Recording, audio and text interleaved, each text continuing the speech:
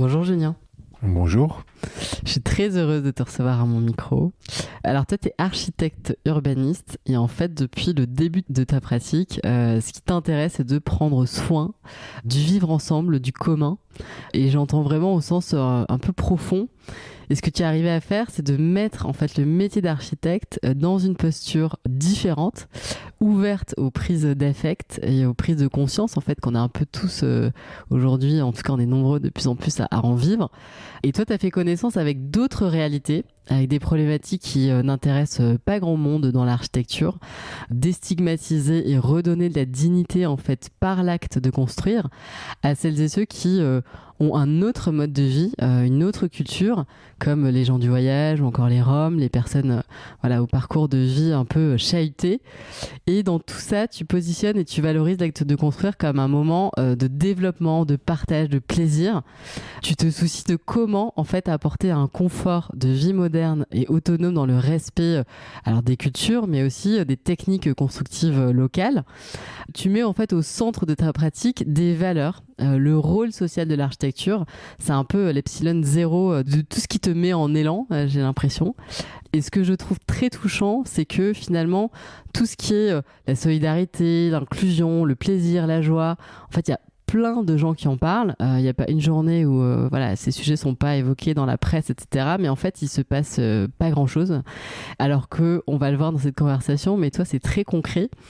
Et pour moi, tu portes ce regard un peu lucide sur la réalité, et ce qui fait que ta démarche est globale.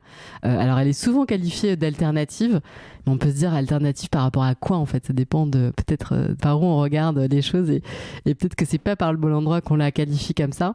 Pour moi, ce sont des actes de construire qui nous questionnent, en fait, nous, en tant qu'individus, et ça remet en question ce qu'on doit savoir quand on fait de l'architecture. Ça nous interroge sur ce qui pourrait, en fait, devenir si on redonnait à l'architecture son rôle peut-être d'utilité publique.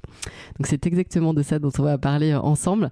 Je termine juste en précisant qu'aujourd'hui, donc toi tu vis à Mayotte, dans un endroit où on est peu à vouloir déménager et s'impliquer, tu vois, depuis la métropole. Et tu vas nous en parler, mais ça te permet d'amener en fait là où finalement le besoin est pressant, des idées, des envies, des pratiques d'architecture qui peuvent être considérées comme peut-être du luxe dans des territoires comme celui de Mayotte, mais qui pourtant en fait sont de formidables et essentielles parce qu'elles permettent d'améliorer le vivre ensemble. Alors pour commencer notre conversation, Julien, et rentrer tout de suite au cœur de ces sujets passionnants, est-ce que tu peux nous dire pour toi, tu vois, qu'est-ce que ça convoque un peu comme cap de se dire qu'on va vers une architecture du bien commun? Merci pour cette belle introduction. Alors l'architecture du bien commun, vaste question. Déjà, je commencerai par dire que on ne connaît plus et on ne sait plus ce que pourrait être l'intérêt général. L'intérêt général qui pouvait exister quand on était croyant, ou quand on suivait une ligne politique, et on a bien vu que toutes ces espérances et ces espoirs se sont délités dans la société contemporaine. Donc, qu'est-ce que le bien commun ? Je considère que le bien commun, il est au service du privé, et que ce commun, il va permettre de mutualiser, il va permettre de coopérer pour être chacun mieux dans son être. C'est pas un absolu idéal, utopique et inatteignable, c'est quelque chose qui doit nous servir à tous, tous les jours. Et ce commun, ce mutuel, il doit absolument être de l'ordre de la coopération et non pas de la solidarité. L'idée, c'est pas d'aider l'autre pour qu'ensuite il m'aide, mais c'est vraiment de trouver des formes d'échange qui vont faire société et qui vont permettre d'habiter tous ensemble. Je m'intéresse beaucoup à ce qu'on pourrait qualifier de l'autre, celui qui est à côté, celui qu'on regarde moins, considérant que l'autre peut être une source de renouveau. J'aime bien citer un petit peu la biologie, où on se rend compte que dans une population, ça va être des éléments mutants qui vont être altérés et qui, dans un contexte changeant, vont permettre à la population de s'adapter à ces changements. Et donc, à travers, on va dire, le regard sur l'autre, je considère que l'innovation souhaitable peut émerger. J'aime bien aussi citer Yona Friedman qui dit que la misère est la mère de l'innovation. Donc ce bien commun, il serait pas au centre, il serait à mon avis plutôt à la périphérie. Il faut le chercher à la périphérie pour survivre tout simplement. Quand on voit un petit peu tous les enjeux auxquels on fait face aujourd'hui, qu'ils soient environnementaux, sociaux ou de l'ordre simplement du bien-être, d'être entier et de se sentir conforme avec ses aspirations et ses valeurs, il me semble essentiel de se tourner, de chercher dans les marges pour voir qu'est-ce qui peut émerger, qu'est-ce qui peut nous permettre de nous adapter. Alors cette envie d'aller chercher à la marge ou ailleurs, en tout cas pas dans ce qui était un peu l'autoroute dans laquelle on vous berce ou on vous met quand tu fais des études d'architecture, ça a commencé je crois avec un collectif qui s'appelle le collectif Existe. Tu peux peut-être nous raconter comment ça a commencé, mais c'est déjà un peu cette idée-là. Donc la naissance du collectif Existe, c'est une bande de potes au départ qui se rencontrent à l'école d'architecture de Strasbourg, où ensuite on s'est tous retrouvés à Paris et avec l'envie de faire des choses. Voilà, je suis aussi quelqu'un qui aime travailler de ses mains, qui aime faire un pas de côté. Je suis pas un architecte qui va simplement dessiner et dire aux autres quoi faire, mais des fois je vais être l'autre qui va faire pour transpirer avec, pour être ensemble dans cet acte de construire et pour être dans ce que je qualifiais tout à l'heure de coopération et considérant que l'acte de construire un bâtiment, un objet, une chose, c'est aussi un acte de se construire ensemble.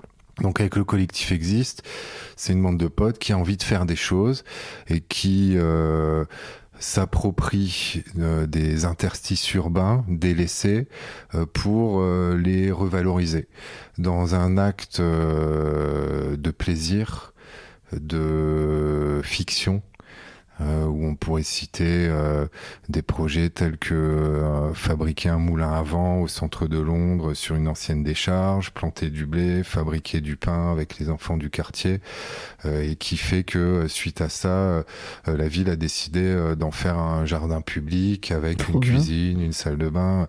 Donc c'est vraiment cette idée d'initier des choses avec des histoires qui sont des histoires excitantes de l'ordre de, comme je le disais, de la fiction et qui vont révéler le potentiel d'un site. Existe, c'était une association qui n'existait que lors des projets.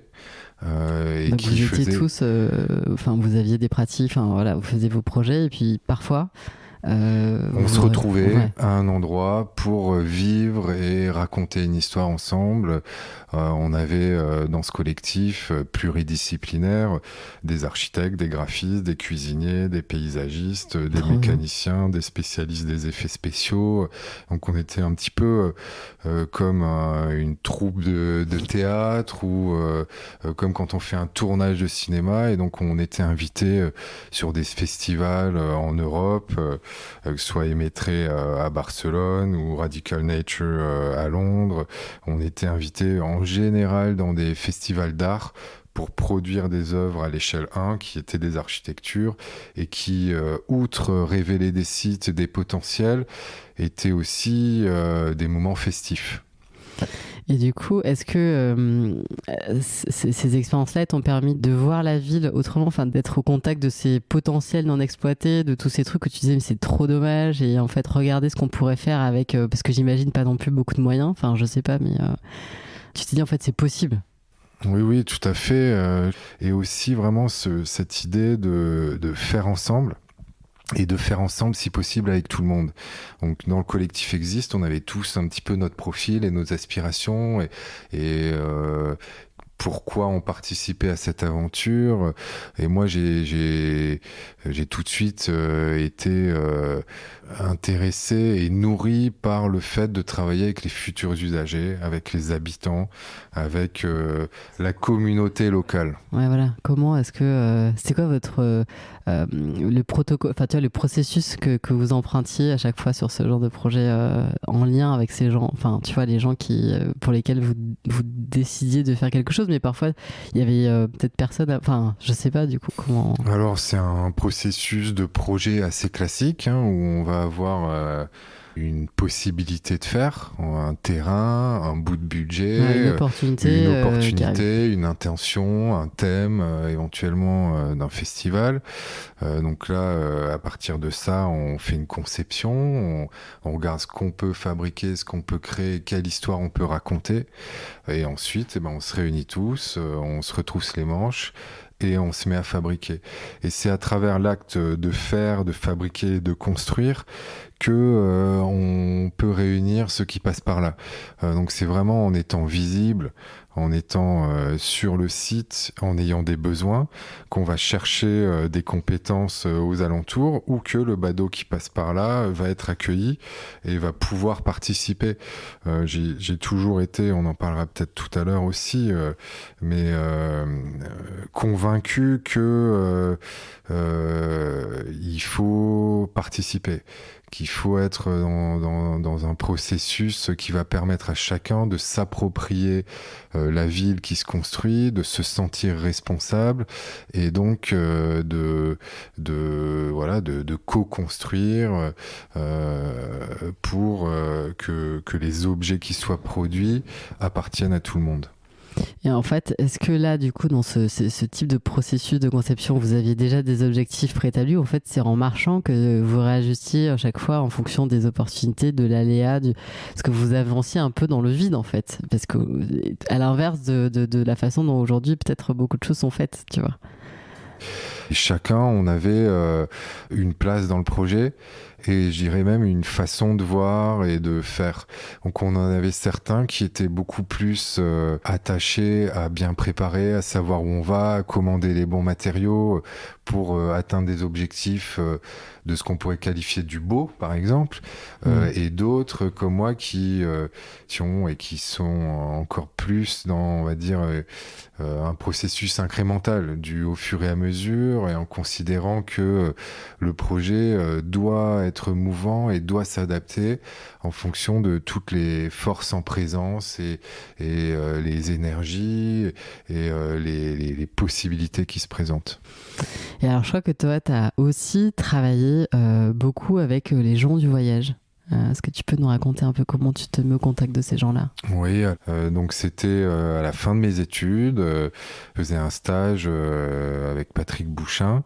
Et à la fin de ce stage, il m'a proposé de travailler avec lui sur une étude de faisabilité pour une aire d'accueil gens du voyage à Versailles, sur les terres du château. Donc c'était une sorte de projet complètement délirant, parce que ça veut dire qu'on va faire un lieu de vie pour les manouches sur les terres dans les jardins du château. C'était une super opportunité.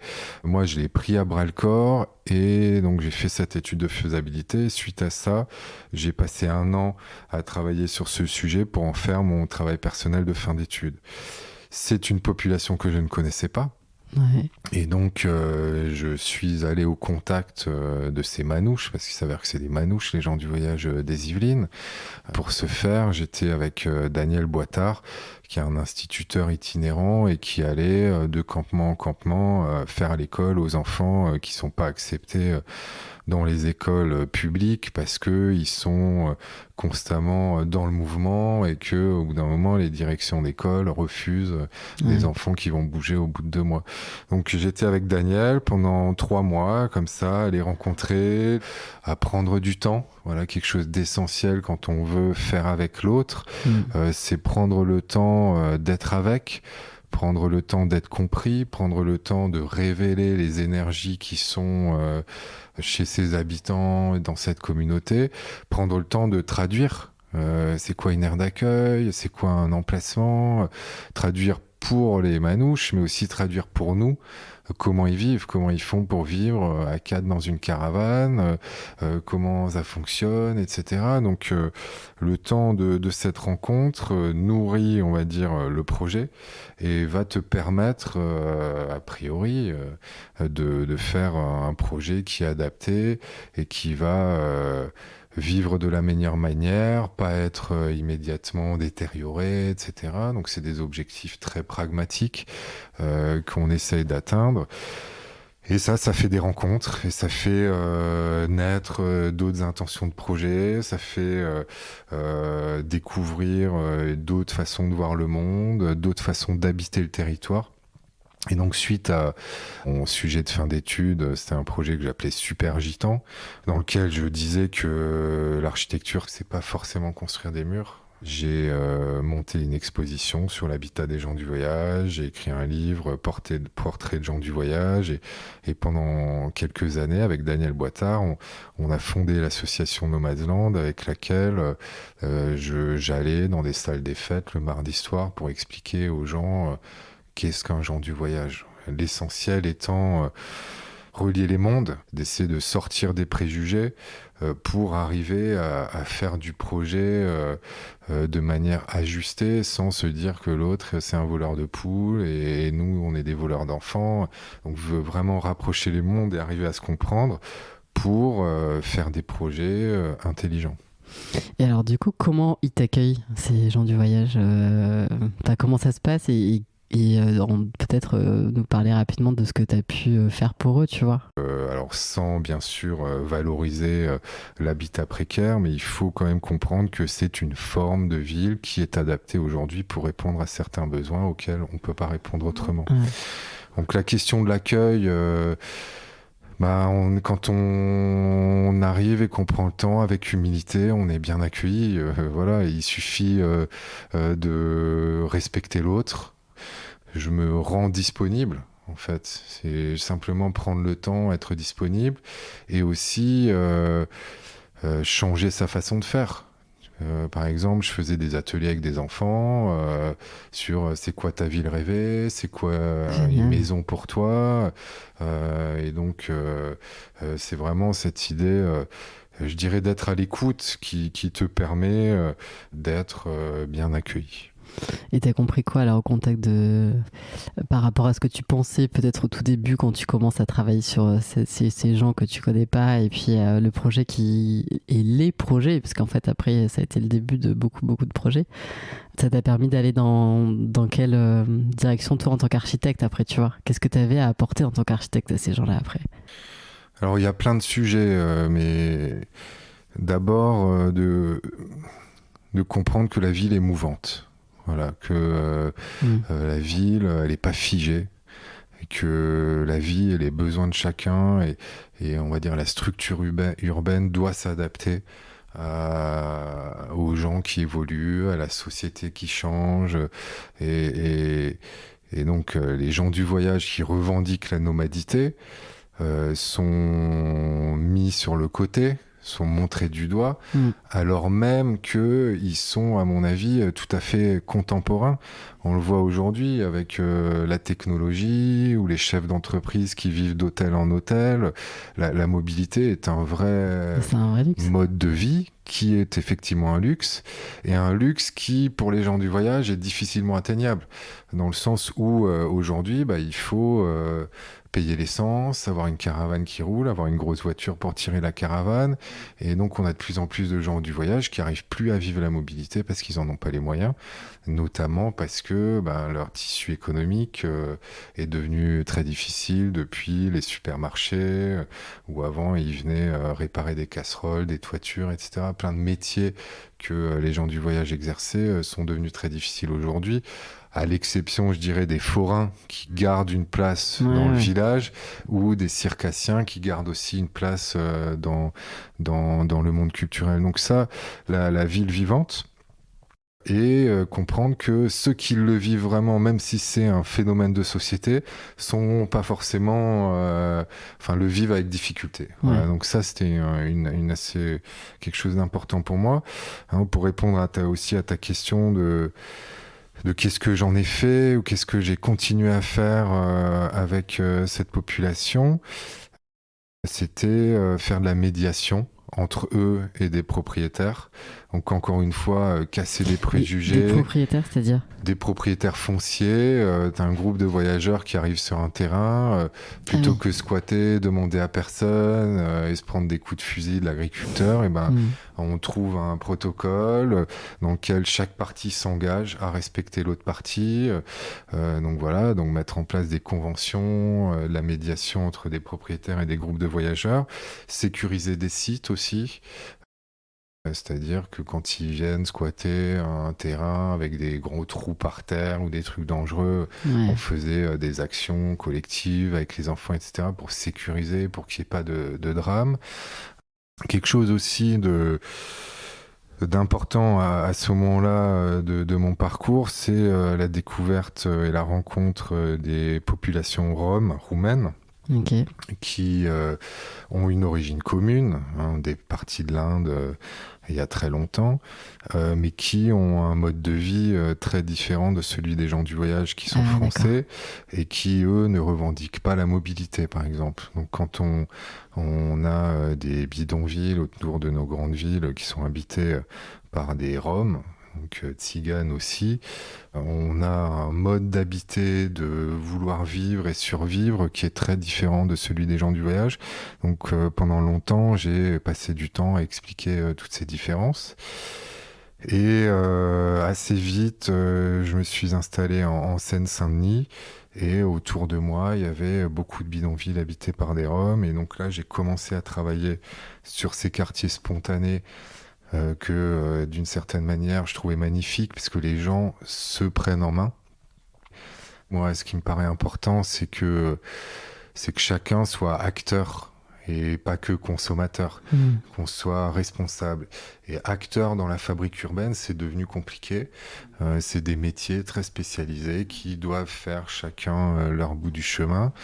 Et ben, un Rome qui a des enfants, il est accepté nulle part, donc il se débrouille, il va dans la déchetterie à côté, il récupère des matériaux, et il construit une maison pour abriter ses enfants.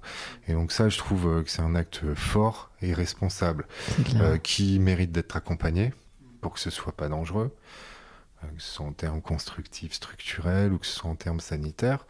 Bien souvent, ce qui manque dans ces quartiers, c'est le commun.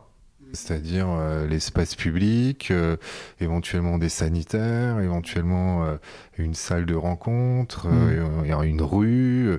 Donc, quand je travaillais donc avec ces populations, j'essayais surtout de travailler sur ce qui permet de vivre en communauté et de répondre à des besoins essentiels. Je citerai un projet notamment de toilettes sèches qu'on a fait dans un bidonville, assez ambitieux, une douzaine de toilettes qui a été financée par la Fondation Abbé Pierre pour éviter qu'il y ait des déjections partout dans le quartier, du coup des difficultés sanitaires et des maladies. À l'époque, je m'en souviens, j'avais été interviewé par un truc qui s'appelle Global Max sur Arte, et le pitch c'était les Roms sont plus écologiques que vous. Tu vois, parce que la nécessité faisant foi et la réponse, comme il n'y avait pas d'égout qui passait à côté, qui était de faire des toilettes sèches et donc de ne pas utiliser d'eau, et ben, créer une situation où leur bilan environnemental était bien meilleur que celui qu'on a tous avec notre petit confort. Non, mais c'est touchant ce que tu nous dis, parce que ça nous remet un peu aussi au contact de cette réalité. Tu vois, à Paris, on passe souvent à côté. Enfin, tu vois, il y a aussi ce truc de pas vouloir voir ou de pas, alors qu'en fait, ça fait partie de. C'est pas l'autre bout du monde en fait. C'est à côté de chez nous, quoi. Et alors, du coup, on peut peut-être là parler justement de ce centre à Paris des migrants, qui en fait est loin là aussi de ces hangars impersonnels et inhumains, tu vois, qu'on peut imaginer pour des structures d'accueil. Là, c'était vraiment quelque chose qui était rattaché à d'autres symboles en fait, pour après essayer de peut-être refaire un peu communauté dans cet endroit qui était prévu pour pas longtemps en plus, je crois. Donc l'idée, c'était vraiment du premier accueil. La ville de Paris m'appelle en juin Il me dit il semblerait que c'est avec vous qu'il faut qu'on fasse quelque chose. Parce que il te demande en juin et ça doit ouvrir quand du coup? Ça doit ouvrir fin septembre. Donc on me demande de faire un camp. C'était la première, c'était le premier mot qui avait été évoqué, un camp de réfugiés. Et la maire de Paris, Anne Hidalgo, me dit ouais, sauf que bon, on est à Paris, on n'est pas au milieu de la Cisjordanie. C'est quoi un camp de réfugiés à Paris? Et donc moi tout de suite, je leur dis bah si je travaille avec vous. On aura des considérations écologiques, on aura des considérations de bien faire, de faire travailler des artisans, on a des considérations de faire du beau. Voilà, il n'est pas question d'aligner des lits dans un gymnase. Et donc ils me disent ok bingo. Alors je pense que politiquement et tout ça correspondait aussi à quelque chose que la ville de Paris voulait mettre en avant. Ça a permis aussi à l'État de suivre, c'est-à-dire qu'un mois après l'État donc si on était sous la présidence de François Hollande et c'était Emmanuel Cos qui était ministre du Logement et qui a dit ok on y est, on va aussi financer. Et donc on m'a demandé de construire un lieu qui permette le premier accueil avec une sorte de grand guichet, un deuxième programme qui est un pôle de soins et de santé et un troisième programme qui est de l'hébergement donc pour pouvoir dormir. Il fallait être extrêmement réactif. Donc, sortir tout ce qu'on a dans les tiroirs pour pouvoir proposer. Donc, j'appelle tous les potes qui savent faire de la toile tendue, de la structure gonflable, de la structure métallique, de l'ossature bois. Et la chance qu'on avait, c'est qu'il y avait une prise de conscience quand même collective qu'il fallait faire quelque chose. Voilà, on ne peut pas laisser des personnes dans une misère telle en bas de chez nous. Et donc, grosse mobilisation. Tous ceux que j'appelle sont super enthousiastes. Donc, Hans Walter Müller, un vieil architecte, artiste qui a toute sa vie construit des structures gonflables. Donc lui, bingo, il me dit, on bosse ensemble. Donc on a fait ce qu'on a appelé après la bulle, la structure gonflable à l'entrée, qui était donc ce premier espace d'accueil, qui était du coup très vite mis en place. Elle se gonflait en 3 heures. Elle est vite fabriquée. On la dessine en 3D. On fait bosser des usines pour souder la bâche. On vient, on la pose. Après, on fait œuvre aussi. On essaie d'être malin. Pas de fondation, pas de pince dans le sol. Donc, on prend des regards qu'on remplit de béton pour lester la structure. Donc, Hans Walter Müller pour le pôle d'accueil. Ensuite, je travaille avec une boîte de Lyon qui s'appelle CAPSA pour transformer des containers maritimes en petit hôpital. Et après, je travaille avec plein d'entreprises dans la grande halle du bois pour créer des quartiers. C'est-à-dire que les personnes qui débarquaient à Paris, bien sûr, n'arrivent pas toutes du même endroit, parlent pas toutes la même langue, partagent pas toutes les mêmes valeurs, les façons de vivre, les modes de vie, etc. Et donc l'idée, c'était de faire plein de quartiers pour que les personnes puissent se retrouver avec des valeurs communes, avec des centres d'intérêt, pour aussi attirer et s'échanger les bons tricks, quoi. Elle est où l'épicerie qui vend les produits qu'on aime manger, tu vois, par exemple. Donc comme ça, on fait 8 quartiers qui sont donc en ossature bois, en conteneurs pour les sanitaires et en échafaudage pour tous les espaces mutualisés. Et donc, pendant cet été-là, on mobilise 45 entreprises, dont certaines ont dit bah, ok, on annule nos vacances, on reste ouvert pour pouvoir répondre à cet enjeu. Alors, la chance qu'on avait, c'est qu'on avait des moyens aussi, il faut le dire, hein, la ville de Paris et l'État qui avaient missionné 15 jours après ma première rencontre avec la ville de Paris. Parce que ce que je leur disais, et ça c'est assez important, c'est que la collectivité n'est pas en capacité de réagir aussi vite, malgré qu'il y ait une volonté politique. C'est-à-dire que quand on construit, dans le cadre des marchés publics, il y a toute une règle et des procédures de mise en concurrence, etc., qui font que le projet est long. Donc tout de suite, j'avais dit à la ville de Paris, si vous voulez qu'on ouvre dans 3 mois, il faut que vous confiez le projet à quelqu'un qui est un privé et qui est capable de dégainer, qui a de la trésorerie. Et donc, ils ont confié cette mission à Emmaüs Solidarité, qui a été donc mon maître d'ouvrage. Donc moi, j'ai travaillé avec Emmaüs Solidarité mais aussi avec tous les services de la ville et de l'État pour avoir les autorisations à temps, avoir le permis de construire sur un projet qui est complètement atypique, sur un site qui est atypique, qui appartient à la SNCF Immo et qui était un site disponible que temporairement. Donc ça, c'était aussi une grande donnée de ce point de départ. 2 ans. Donc, ils me disent, voilà, dans 2 ans, on doit construire un campus universitaire. On a du mal à trouver des sites à Paris intramuros, mais on a ce site qui est disponible pendant 2 ans. Donc on construit quelque chose vite qui doit être démontable. Donc c'est tous ces enjeux-là qui font le projet. Et c'est ces enjeux-là aussi qui nous permettent de développer des architectures dites alternatives et qui nous permettent du coup de raconter autre chose et de dire on peut construire autrement. Et pour reprendre aussi un mot que j'évoquais avec mon expérience d'étudiant du voyage, c'est que moi, je considère que la ville est vivante et qu'elle doit s'adapter à tous les besoins, qu'elle doit pouvoir réagir. Et donc, moi, je trouvais ce projet complètement fascinant de se dire, bah, là, on a des personnes en situation de migration qu'il faut accueillir. Peut-être que dans quelques années, il faudra faire autre chose. Et donc, on doit être capable de faire œuvre de flexibilité dans ces espaces urbains. Il s'avère qu'au bout de 2 ans, le gouvernement a changé et les financements ont changé parce qu'un lieu comme celui-là coûtait quand même assez cher en fonctionnement. Il y avait énormément de salariés pour accompagner, pour laver le linge, enfin voilà, il y avait un salarié pour 6 hébergés. Donc ça, c'était une des grandes qualités d'Emmaüs Solidarité, c'est qu'il y avait vraiment un travail d'accompagnement, de soins, qui permettait à ces hébergés de se reposer et de reprendre un petit peu de force et d'énergie pour affronter ce parcours du combattant qui est une tentative d'insertion sur le territoire français. Et donc le nouvel gouvernement décide d'arrêter le premier accueil et donc ne souhaite plus financer Emmaüs Solidarité pour le fonctionnement d'un tel lieu.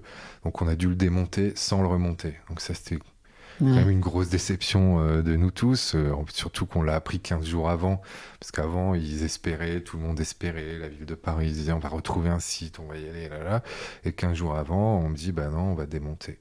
Donc là on démonte, on stocke tous ces matériaux dans des lieux amis, au fort d'Aubervilliers, ici, en se disant que peut-être que dans 3 mois, on allait les réutiliser pour remonter un centre ailleurs.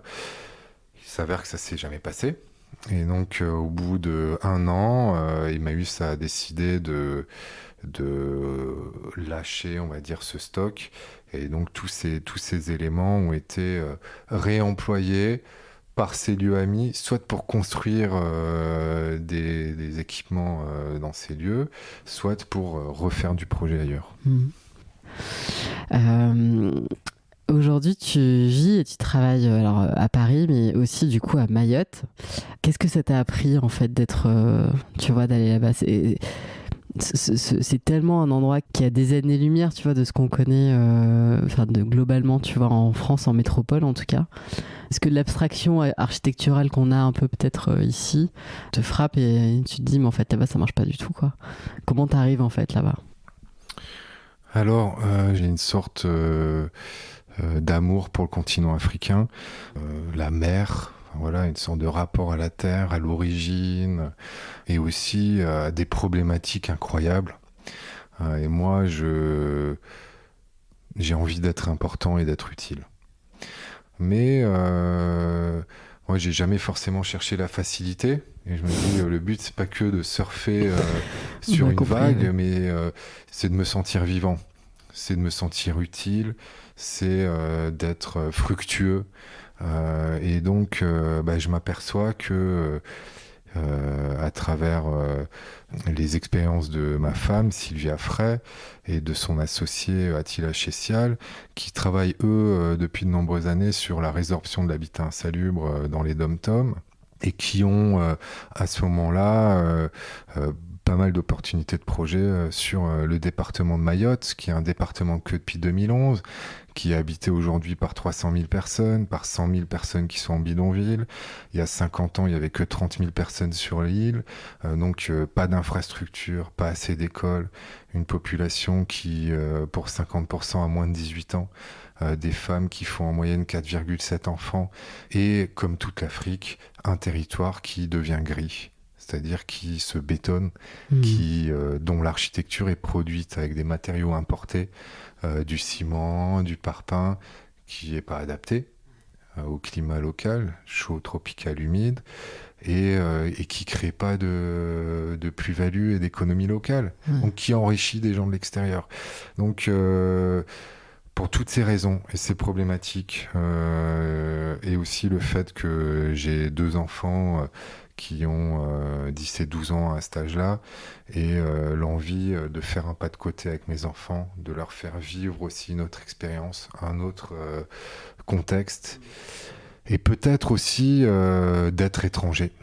Voilà, cette question de l'autre, d'être ici, voilà, tu vois, donc avant, on a passé plus de 10 ans en Seine-Saint-Denis, donc cette question de l'autre, de l'étranger, on le vivait assez fort déjà, mais t'arrives à Mayotte, sans forcément parler du néocolonialisme, parce que c'est quand même aussi une question assez forte qui se pose quand t'es blanc, métropolitain, à aller dans un département tout jeune, habité par d'autres gens, etc. Donc aussi cette question, mais je pense qu'on l'a un peu touché du doigt quand on parlait des gens du voyage ou des Roms, de pas arriver de manière descendante, d'arriver, de participer, d'être avec l'autre, même si nous-mêmes on est un autre et un étranger, d'arriver à faire que malgré les altérités, on construit des projets communs.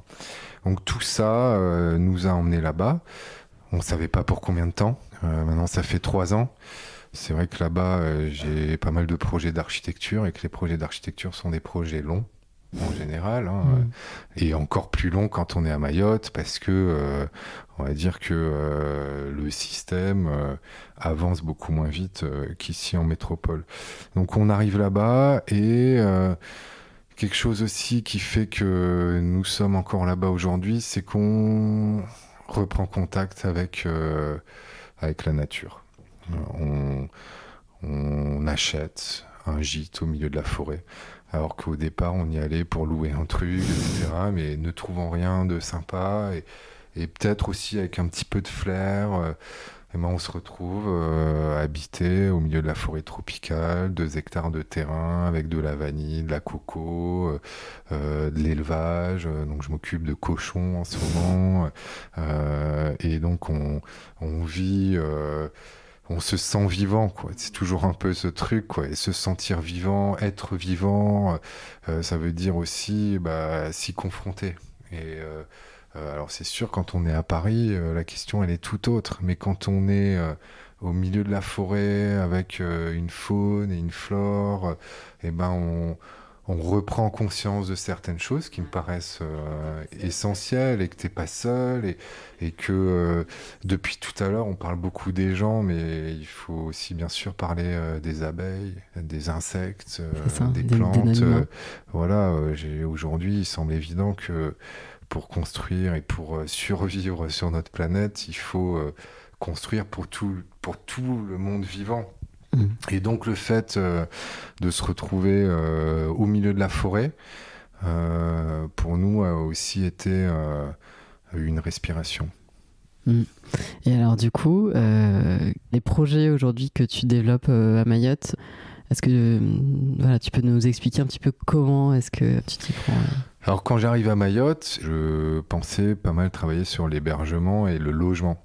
On l'a dit, 100 000 personnes qui vivent dans des bidonvilles, souvent dans des zones à risque. Et moi, avec, on va dire, une certaine agilité pour faire vite, pour construire avec, pour réinventer des modes d'habiter, je me dis, territoire de ouf, d'expérimentation, d'innovation, qui va me permettre, plutôt que faire un projet où il va y avoir 400 lits, qui va me permettre d'être à une autre échelle, d'être plus, d'avoir plus d'impact. Il s'avère que la situation politique, géopolitique, elle est très complexe. parce qu'on a énormément d'immigration, de personnes qui viennent des 3 autres îles de l'archipel des Comores notamment, et de plus en plus d'Afrique centrale et d'Afrique de l'Est pour fuir des lieux de conflit ou la misère. Et donc les élus locaux ne souhaitent pas faire d'hébergement d'urgence, Okay. donc ce qui est bien sûr curieux, mais compréhensible parce que les habitants à Mayotte sont inondés par le manque de services publics, par l'afflux de personnes.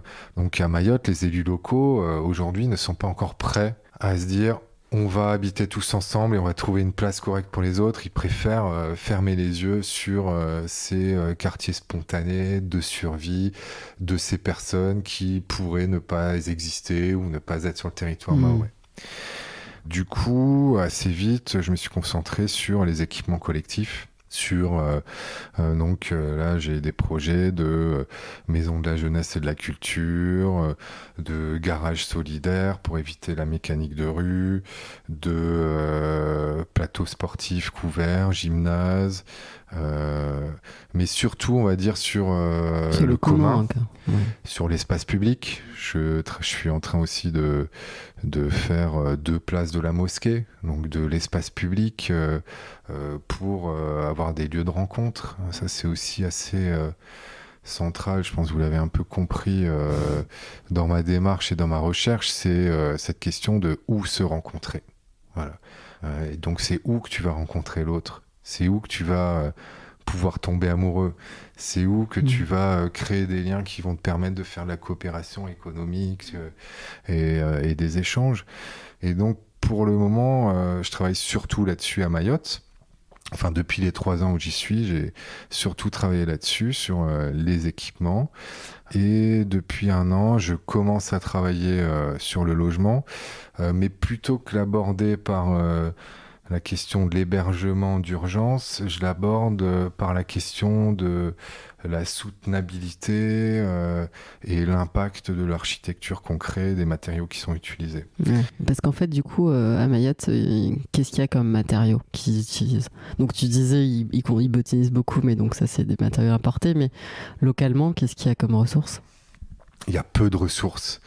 Hein, c'est un peu la difficulté de ce territoire, c'est qu'il est petit, mais malgré ça, il y a de la terre. Ouais. Voilà. Et traditionnellement, il y avait de l'architecture de terre, torchis, qui était construite et qui, pour les Mahorais aujourd'hui, représente le passé.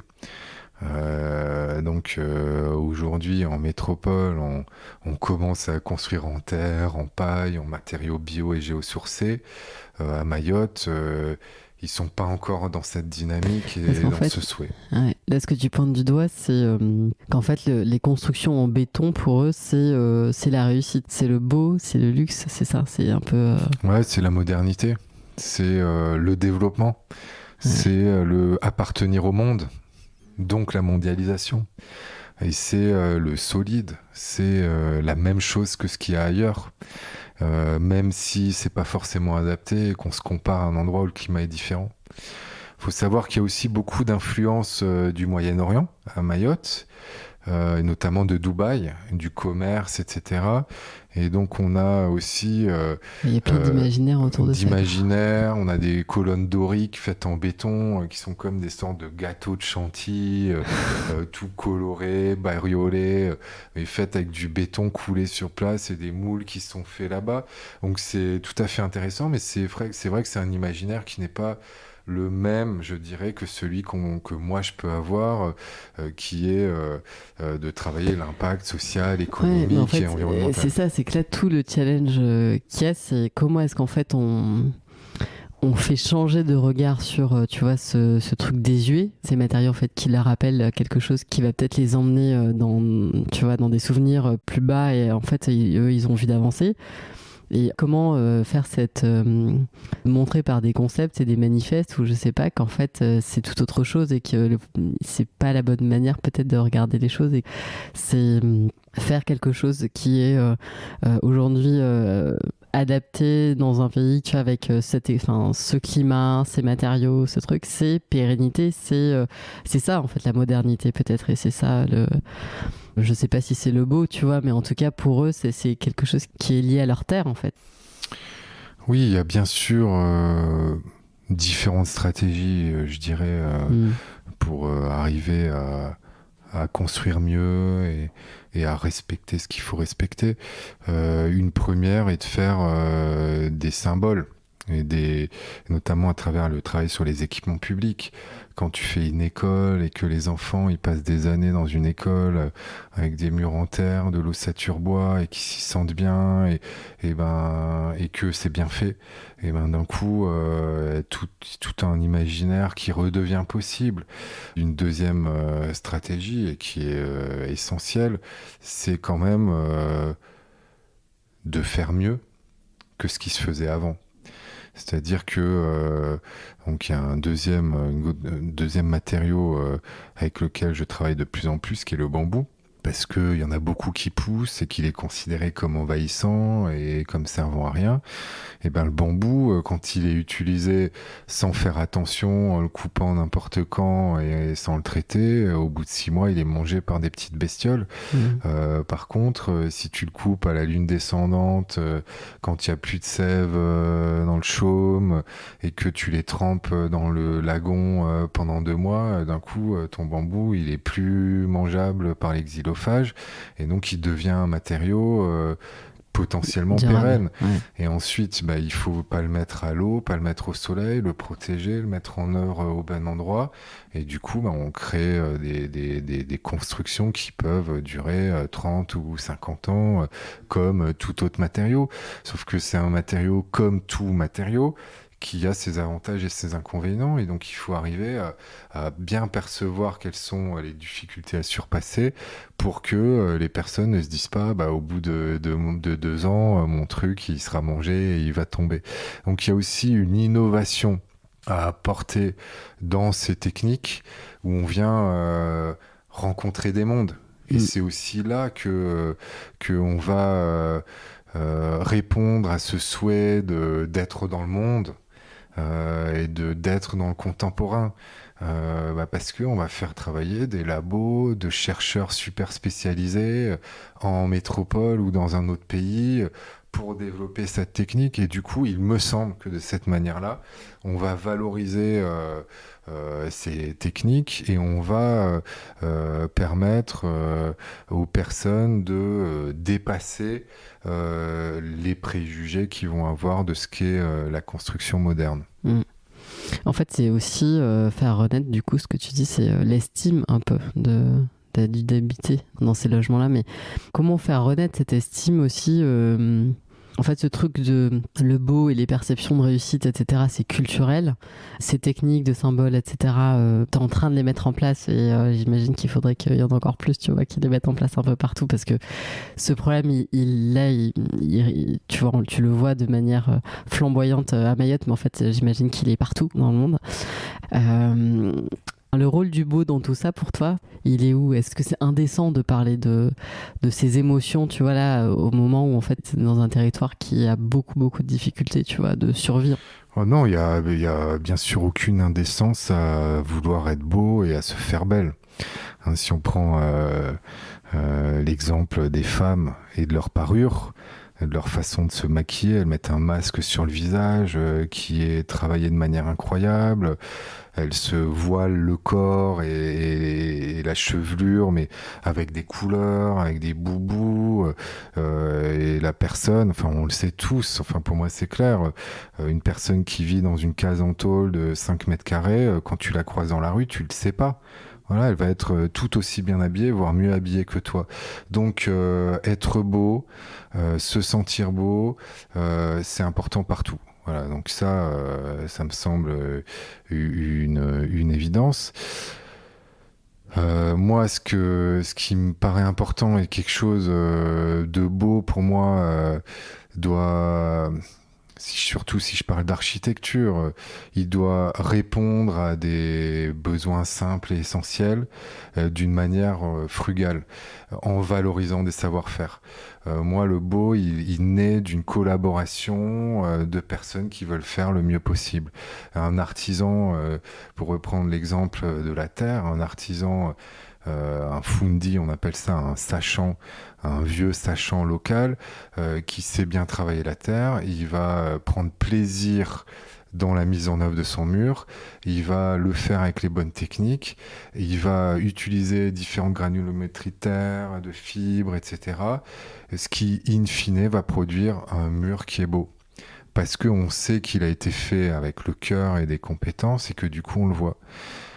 Et une autre chose, c'est le bien-être. C'est-à-dire que quand on est bien quelque part, on va certainement le trouver beau. C'est-à-dire une maison qui est en torchis et au départ tu te dis c'est pas joli, c'est de la terre, c'est sale, c'est pas blanc. Si au bout de quelques mois tu y habites et que tu t'y sens bien, que tu as l'impression d'être mieux, en bonne santé, de bien respirer, d'avoir moins d'humidité, etc., eh ben, tu vas commencer à en être fier, tu vas le trouver beau et tu vas changer un petit peu ce regard sur qu'est-ce qui serait laid, qu'est-ce qui serait beau. Ouais. Et ce que j'aime bien dans ce que tu disais avant, c'était oui, le beau, ça doit, tu vois, être désirable, nous provoquer des émotions à l'intérieur de nous et chacun, on a aussi notre regard et voilà. Mais il y a cette notion de, c'est beau aussi parce que c'est sincère, quoi. Et c'est cette notion c'est subjectif, mais je trouve que du coup, ça permet de faire échapper le beau à des choses d'une superficialité, tu vois, dans lesquelles on s'est peut-être englué vraiment et qui apportent pas le bonheur, en fait. Ouais, exactement. Moi, j'ai l'impression que le beau est de la famille du bonheur, de la joie, du bien-être, de la fierté, de l'envie. Et effectivement, il me semble que c'est lié au fait d'être éveillé, d'être entier, plutôt que d'avoir un apparat, même si être bien quelque part, c'est aussi venir le décorer, pour donner cet exemple, hein. Et oui, moi je te remercie de la pertinence de cette remarque. Il me semble que quelque chose de sincère va se voir, Ouais, ça va transpirer en va fait. transpirer et va permettre d'être dans une certaine harmonie et d'en éprouver du plaisir. Ouais, je crois qu'en fait, c'est un truc qui va parler, on le sent peut-être, tu vois, au fond de nos tripes, en fait. Il y a un truc qui résonne en nous et on sait pas d'où ça vient, tu vois, mais cette sincérité, cette vérité qui nous touche ou pas, elle se ressent, en fait. Et elle se calque pas, c'est pas un modèle ou c'est pas un truc, c'est quelque chose qui se vit, quoi. Ouais, je suis tout à fait d'accord. Et notamment, tu as dû le remarquer dans tes échanges sur cette question, mais il y a des gens qui n'osent pas utiliser le mot beau, tu vois, ou qui en ont peur, ou qui ne se sentent pas légitimes de trouver quelque chose de beau. Par contre, dans leur fort intérieur, il y a quand même des choses qui les émeuvent, des choses qui leur parlent, des choses qui les font rêver, des choses qui leur font se projeter dans l'avenir, des choses qui leur font se rapprocher de l'univers. Donc je pense que tout le monde a ça, mais c'est vrai que le mot beau, eh ben, dans les milieux et les classes les plus populaires, c'est un mot qui doit faire peur. Mmh. Ouais, et puis aussi en fait, mais même chez tout le monde, je crois, parce que même tu vois même dans le monde de l'architecture, tu vas dire ah bah moi je trouve que ce projet est beau, enfin tu vois, tu l'entends peu, t'entends intéressant, même dans l'art c'est pareil, tu vois, enfin exprimer cette émotion là qui est très personnelle et se dire qu'en fait peut-être que les gens à côté vont trouver ça affreux ou voilà, on n'ose pas dire trop ça en fait, alors que c'est dommage, vraiment. Je trouve qu'en fait on se prive de ce partage. Et quand tu dis des lieux où on se rencontre, etc., c'est vachement bien d'avoir des lieux où on se rencontre, mais il y a aussi des lieux où on doit partager des choses. Et si on n'est pas capable de partager ce qu'on aime, bah en fait on se coupe de beaucoup de choses, tu vois, de vrais échanges, de vrais partages, et de se mettre à nu un peu, tu vois, là-dessus. Ouais, exactement. c'est prendre un risque, C'est prendre un risque. c'est se dévoiler, Mmh. c'est montrer sa subjectivité. Et donc, Et sa j'ai essayé de vulnérabilité, vous le peut-être, du coup. raconter, mais moi, pour moi, c'est essentiel dans la vie de prendre ces risques pour se sentir vivant et pour se confronter, pour se réajuster. Alors, c'est vrai que c'est un effort qu'il faut faire et qu'il faut souhaiter. Ouais, mais c'est un effort ou peut-être c'est aussi regarder la peur autrement parce que tu vois, on fait beaucoup de choses autour. Enfin, la peur, j'ai l'impression presque parfois on a plus peur de la représentation qu'on se fait de la peur ou de ce dont on a peur que quand ce truc-là arrive et qu'on est dedans et qu'en fait, on est dedans, tu vois, et on a tous des ressources et même si on n'a pas vécu ce truc-là, on se débrouille, tu vois. Et souvent, la meilleure façon d'aller de l'avant, c'est de traverser les micro-peurs qu'on a pour que... Et dans ces moments où en fait on est un peu fragile et tout, je pense qu'on a plein de ressources, dont aussi la créativité, cette confiance dans ce qu'on peut créer, imaginer, penser, alors qu'en fait on ne pensait pas être dans cette situation, tu vois. Et nous tous, même des gens qui sont pas créatifs, ont cette ressource-là en fait en eux, tu vois. Après, c'est une notion de confiance. Et c'est vrai qu'aujourd'hui on nous apprend pas trop à avoir confiance là-dedans, tu vois. Et c'est dommage. Et peut-être que du coup, ces espaces-là que vous créez, ces communs aussi, vont servir à des enfants qui, on espère, du coup, dans cet endroit à Mayotte où il y a beaucoup, beaucoup d'enfants, qui vont porter autre chose et qui vont peut-être rêver mieux aussi pour la RIL. Ouais, je suis bien sûr tout à fait d'accord. Et je dirais que même si on va dans un autre sujet qui serait les transformations nécessaires, les changements de comportement, etc., il faut aussi dépasser une certaine peur qu'on a de sortir de notre confort. Voilà, c'est ça, c'est sortir de notre situation confortable. Ouais, du ce qu'on connaît en fait. Parce qu'il y Exactement. a aussi un confort à côté, enfin, tu vois, en puissance, en potentiel qu'on ignore et qui est peut-être même plus confortable, tu vois, que là où on est aujourd'hui en fait. Donc, pour terminer, tu vois, cet épisode, qu'est-ce qu'on peut se souhaiter, nous, collectivement, aujourd'hui? Je sais pas si tu as un mot un peu pour conclure ou un truc qui... Bon, on peut se souhaiter d'être le plus éveillé possible, de réapprendre à faire ensemble, de prendre des risques, de porter attention à l'autre, de révéler les belles pratiques, de faire tache d'huile et de mettre en œuvre les changements nécessaires dans notre quotidien de chacun. Merci beaucoup, Julien. Merci à toi.